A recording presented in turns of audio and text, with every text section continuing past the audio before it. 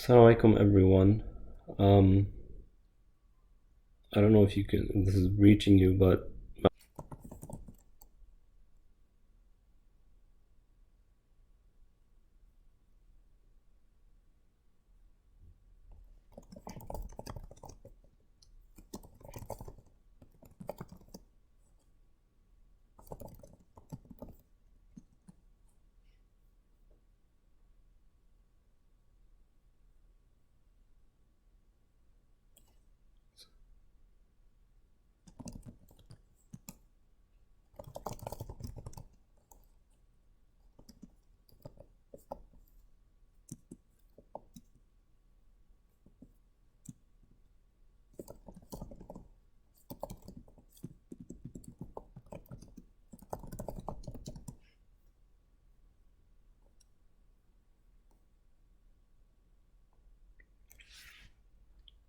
okay, I'll just assume it's working because it looks that way.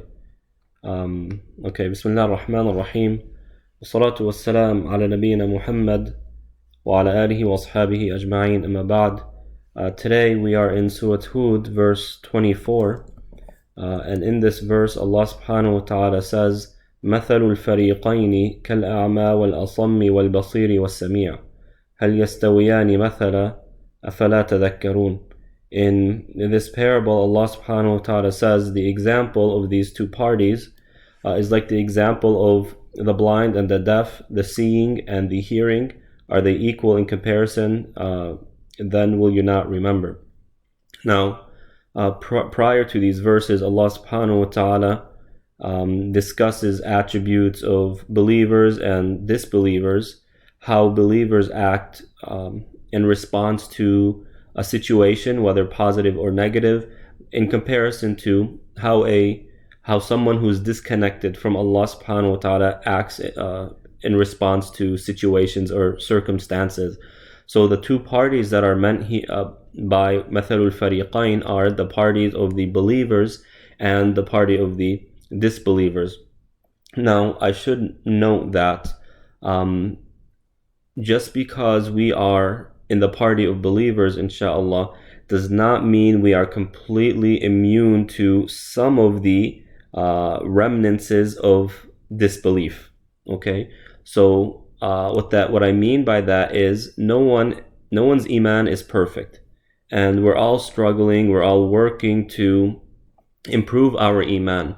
And as we improve it, what we'll see and what we'll find is that the places of our iman that are deficient or need improvement, you find that the negative effects of the disconnect from Allah in that respect or that particular part of our iman resembles or partly resembles or slightly resembles behaviors of non-Muslims. So when Allah subhanahu wa ta'ala gives us this parable, we should be sensitive to the fact that and aware of the fact that we can have a little bit of what Allah subhanahu wa ta'ala is mentioning on the opposite end or from the other party. So do keep that in mind and let it be a type of, a way for improving ourselves, inshallah. So Allah subhanahu wa ta'ala says the example of the two parties, and He's comparing the two parties, is like the example of a blind person and a deaf person in comparison to someone who sees and someone who hears. Are they the same? Obviously not. Right? Someone who is blind will have a lot of difficulty, struggle in doing simple tasks and chores, running simple errands. Right? They're severely impaired in what they can and can't do. So they can't drive, obviously. Right? They can't go to the market by themselves. That'd be quite difficult. They'll need someone to help them out. Likewise, someone who is deaf will have a lot more difficulty in learning, or a lot more difficulty in doing other things, communicating with people. Right? If it's difficult to communicate, if they're impaired, that means it's more and more difficult and challenging to achieve higher positions, etc. But when someone is both blind and dumb, both blind and deaf, essentially that person has been cut off from learning. right? So they don't have the tools to learn even the basic things, because learning requires either observation or listening. So we're either taking information in through our ears or through our eyes. And if one of the two are impaired or are not of use to us, then that severely limits our ability to learn. But if both of them are no longer functioning, then we don't learn at all. And that is precisely what Allah subhanahu, or how Allah describes disbelievers, those who are arrogant and persistent in their disbelief when it comes to engaging them in spirituality.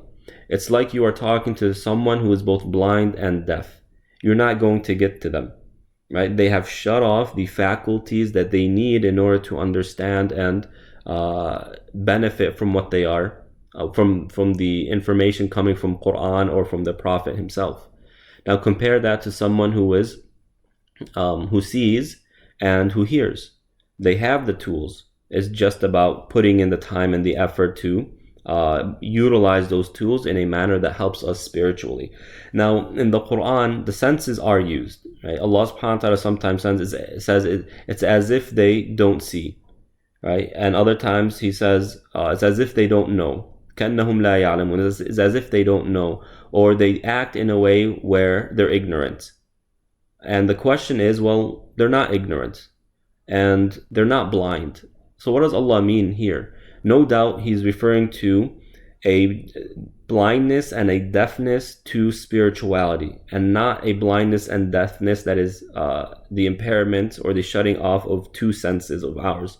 So they may be extremely observant people and extremely intellectual people, but when it comes to issues of spirituality, when it comes to them listening to the Quran or hearing revelation, they are like a blind and dumb person. Now, to push this point a little further, it benefits us to understand why sometimes Allah subhanahu wa ta'ala describes a person as being blind or unintelligent or lacks reason when in reality they don't. So why is Allah subhanahu wa ta'ala describing them in that way? It's for the following reason. So let me give you an example. Someone who is walking and they're blind. Someone blind and they're walking and they hit a pole as they are walking. Now, upon observing this, we are going to conclude that the person hit the pole because they don't see, right? They lack the observation, they lack the sense of vision, and because of that, they hit the pole.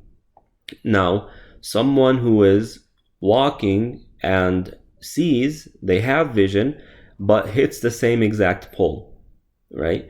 Now, what is true is we can compare this person who sees with this person who is blind, or their vision is impaired.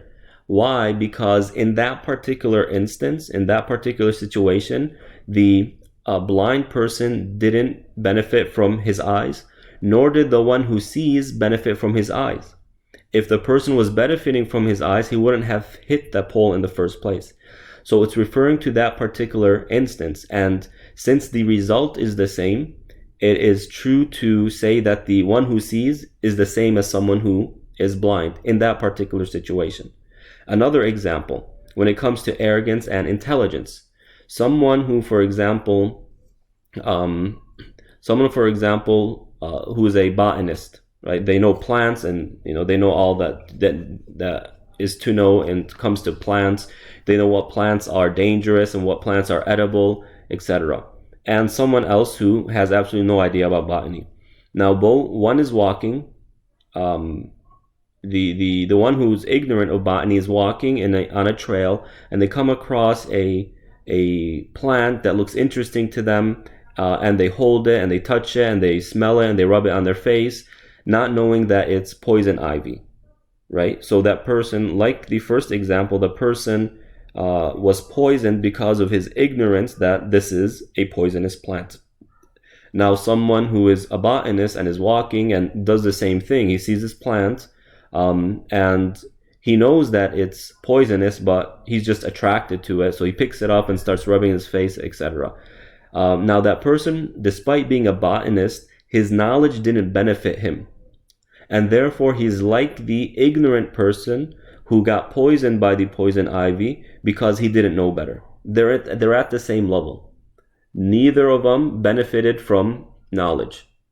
Okay, so when Allah subhanahu wa ta'ala calls these people who don't benefit from revelation, from the words of the prophets alayhim salatu wassalam, from the admonitions of the prophets, they are like someone who's blind and deaf, who cannot even perceive or hear or see what the prophet is doing in the first place.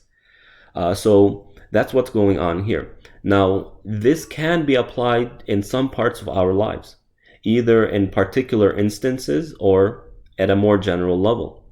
We as Muslims, we know that Allah is observing us. We believe with certainty that there's a next life. And in the next life, there's this part that's called the Day of Judgment, and there's accountability. We believe all of these things. Go to any Muslim and ask them, well, are you going to stand in front of Allah subhanahu wa ta'ala in the Day of Judgment? They're going to say, yeah. Okay, but how are we reacting in that regard? For some people, that will motivate them to abstain from doing sins, from doing that which Allah subhanahu wa ta'ala told us not to do. For other people, despite knowing that they will be accountable for what they do, they still do it anyways. So their knowledge or their certitude that there is a next life and there's accountability did not benefit them in their actions, and they still did the sin anyways. And in that regard, Allah subhanahu wa ta'ala describes such a person as being ignorant. They do sins out of ignorance, right? It's as if they don't know that there's accountability. It's as if they don't know that this is haram, despite knowing that it is, right? So this is the idea here. Now, for the believer who is imbued with that iman, who is practicing the faith, who really takes Allah's revelation to heart and His verses to heart, they are the ones who are benefiting from the information that they are taking in, right? So they look at the Quran and they're taking in information through their vision. They are hearing the Quran and they're taking information about the Quran through their ears. And then that information is converted to spirituality, right? And this is an important idea. I alluded to this when we spoke about the parable in Surah Al-A'raf about the scholar who leaves Allah's verses and it's like a dog. But let me drive this point a little bit more in light of this parable. And that is the following. Ibn Qayyim rahmatullah alayh says that between information and your mind is a path. So you have information. In order for that information to benefit you, it needs to enter your mind. And it enters your mind through your hearing and through your vision. Okay? But in that process, there are things that try and cut that information out or off from you, right? There are certain things in the mind that serve as barriers and things that prevent this information from the Quran, from the Prophet ﷺ, from formulating into knowledge. See, information is something, but information isn't knowledge. Someone might have a lot of information. I know who died 10 years ago. I know the names of all the actors and all the athletes, and I know the names of every single plant, right? But that's just information they memorize. They don't really know what to do with it. They don't have the skills and the tools to use that information in a meaningful manner. So what they have is information. They don't have knowledge. When a person develops the skills to utilize that information in a meaningful manner, that's when it becomes knowledge. Now, in this process of converting information into knowledge, there are certain things that make the path a little difficult. Bumps in the road, bumps in this path, or things that cut it off entirely. And likewise, from the mind, if you have knowledge, knowledge doesn't necessarily entail iman. But what we need to do is convert that knowledge into iman, from the mind to the heart, right? How does a person do that? Through contemplation, consistent and persistent contemplation, deep contemplation, where a person sits and starts to ponder on what they are observing, the knowledge that they have. What does this really mean? What does it mean to me How is it relevant to me? How do these things describe who Allah is? What do they express about who Allah subhanahu wa ta'ala is? And the more we do that, what ends up happening is we start to depthen our insight as to what these things indicate, to where it goes beyond the realm of science. It's no longer a mountain is the cause or the effect of earthquakes or whatever, right? But the mountain is more than that. It's a symbol of who Allah is, His capabilities, what He wants for us, His relationship with us, and the potential of our relationship with Him, subhanahu wa ta'ala. And the more we do that, what ends up happening is it starts arousing the heart, the emotions within the heart. When you see something scenic, right, this is the quickest way to feel this trajectory or this model. When you see something beautiful, like a very picturesque moment or image that you see, what happens is it really shakes the heart. You feel a feeling of awe, beauty, wonders, right? That is when this information is entering the heart more than just the mind. And it is that feeling that really is more effective at getting us closer to Allah subhanahu wa ta'ala instead of just pure knowledge. Now, the best scenario is when you take the pure knowledge, right, and convert it into the spirituality, the relationship with Allah. That is Iman. So Allah subhanahu wa ta'ala, in this comparison, this parable, if a person is unable to obtain the information in the first place, then how are they going to obtain Iman? Right? How are they going to achieve Iman? Now, what are some of the things that prevent this process or hinder it or cut it off entirely? Well, the most obvious one is arrogance. When a person is arrogant, they shut their senses out, or they shut them off. Someone comes to you, someone goes to an arrogant person and say, hey, so-and-so, I have a good idea that I'd like to share with you. Now, the arrogant person, because he is arrogant, is just going to say, you have nothing to offer me, because if there's anything good, I would have thought of it in the first place. Or they'll look at the person in a condescending manner. Oh, you're from a lower class of society. Who cares? Just go away. Arrogance, right? They're shutting their senses out or off. So likewise, someone who has a good amount of arrogance in their hearts. Everyone has an amount of arrogance, but they're a wide spectrum, right? Some people are so arrogant, they see the world as centered around them. Everyone is supposed to serve them. They are the most wonderful and phenomenal person in existence. In fact, whoever has existed, right? And therefore, whatever that person thinks or believes or says, then that's the truth and that's it. And everyone else has to fall in line. I mean, that's a level of arrogance. And then you have people who have an amount of arrogance. Hey, you know what? You're a little bit younger. May Allah give you tawfiq, but I have better things to do. Or, for example, oh, you know what? This person's from a different, the third world country. I don't want to spend my time with him. That is a type of arrogance, but much lower than the first one.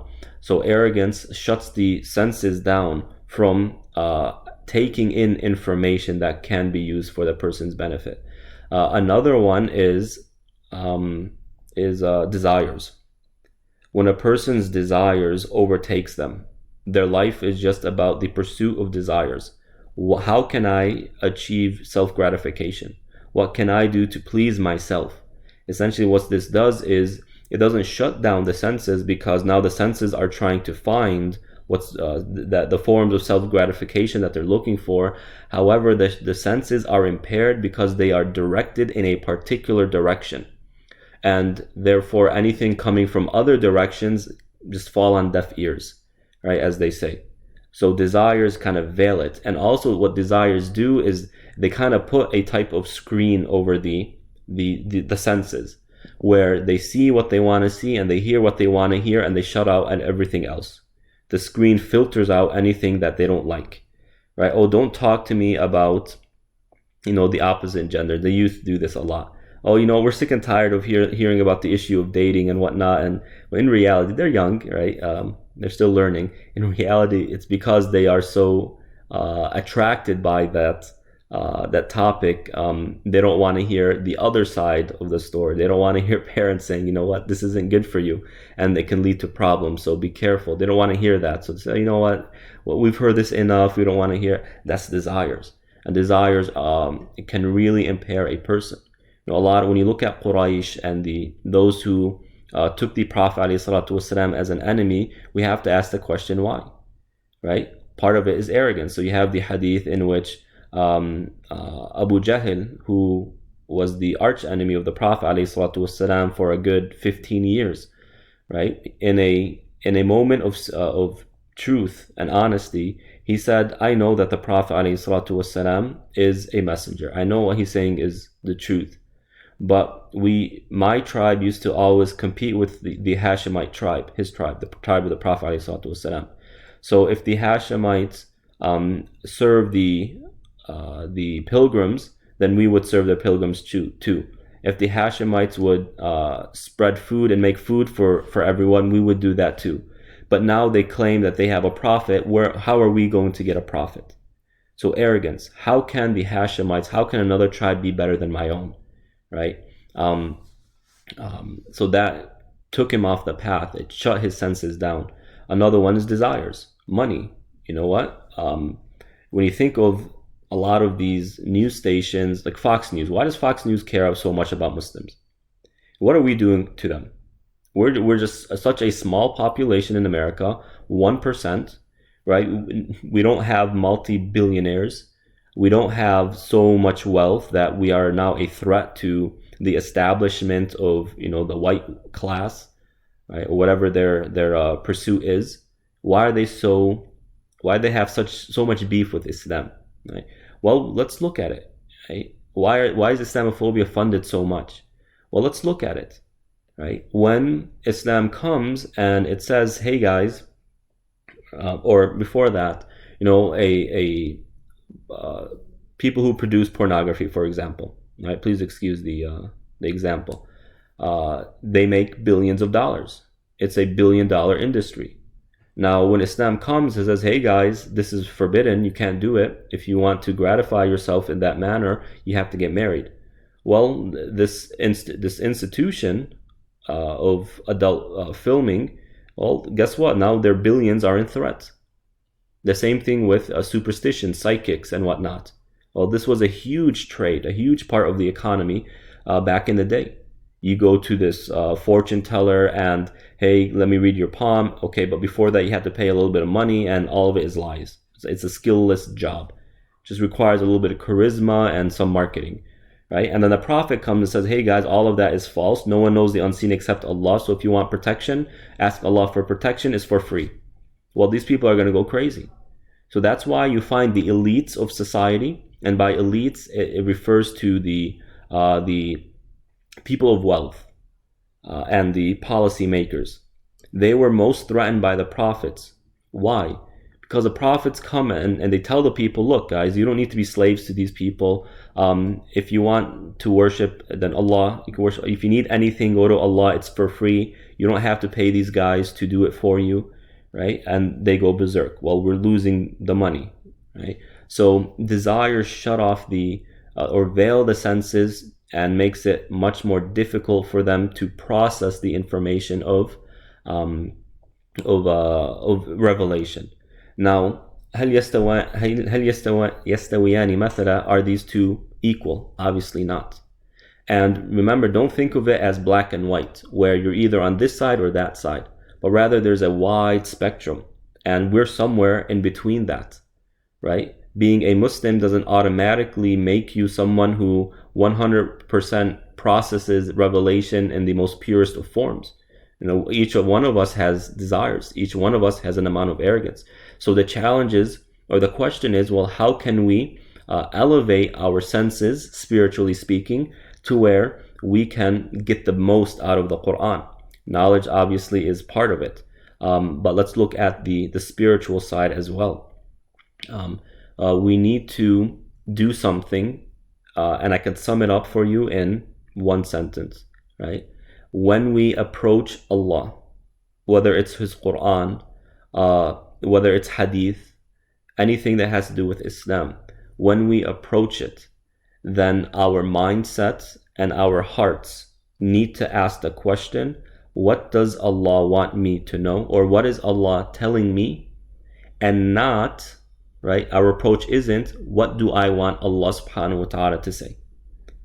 Right? If we believe truly that Allah subhanahu wa ta'ala is more merciful to us than we are to ourselves, if we truly believe that our best interests are in the hands of Allah subhanahu wa ta'ala, then it is in our best interest to try and understand what Allah is telling me, because that is more merciful to me. That is in my best interest.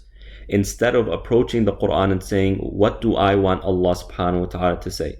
And don't underestimate how common that is. There are people, and think about this, there are people out there who would rather change the meanings of the Quran than to say, oh Allah, I committed a sin, so please forgive me. There are people out there who they like to drink alcohol, for example. They drink alcohol and they're sinning, but they still have that iman in their heart, that belief in Allah subhanahu wa ta'ala and the Day of Judgment and the Quran, the reverence for all of that. But they want to continue to drink. So when they come across the verse that says, oh, you who believe, don't drink, turn your backs to alcohol, that's a problem for them. And you have this inner struggle, right? And sometimes some people, instead of saying, oh Allah, I'm drinking, I can't get rid of this, please forgive me, and kind of humbling themselves and crying and shedding tears and asking Allah for forgiveness, even if they continue to do it, right? Just pursue that forgiveness. There are some people who, instead of doing that, they would rather change the meaning of the verse itself. It's like, oh no, all the scholars, they're biased, they don't know what they're talking about, they're not intelligent people, I'm a doctor, or I'm, mashallah, a millionaire, I'm so smart, my logic has gotten me this far, that means I understand the Quran better than 1400 years of hundreds of thousands of scholars. All right, so therefore all of it is wrong and we need to reinterpret it because it's inconvenient for me. So we need to get over ourselves in order to be on the side of those who hear and they see, to be able to benefit from the information we are taking in a positive way, instead of that information turning into something negative for us. So we ask Allah subhanahu wa ta'ala for the tawfiq to accomplish that. May Allah subhanahu wa ta'ala give us the vision and the spiritual vision and hearing, which is really insight and knowledge of Islam, so that we can be closer to Him. So for all of you who said Assalamu alaikum and wa alaikum assalam wa rahmatullah, I hope my video wasn't freezing or it wasn't choppy or anything like that. If it was, sincerest apologies. I don't know, the internet is kind of not at its maximum performance, so please do forgive and make dua. If anyone has a question, please do share it. If not, then inshallah we will see you tonight.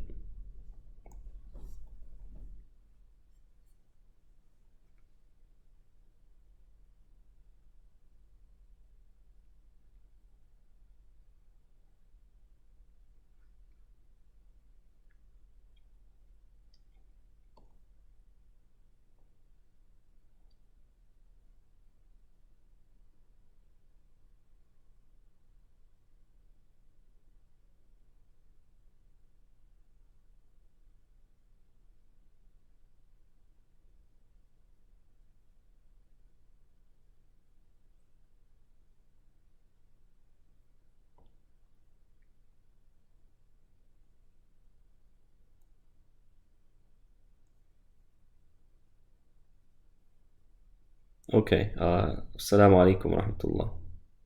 We'll see you soon. Oh, please follow, subscribe, like, all the whole 9 yards.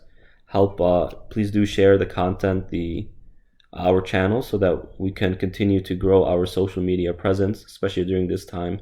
So please do share. Jazakallah khair.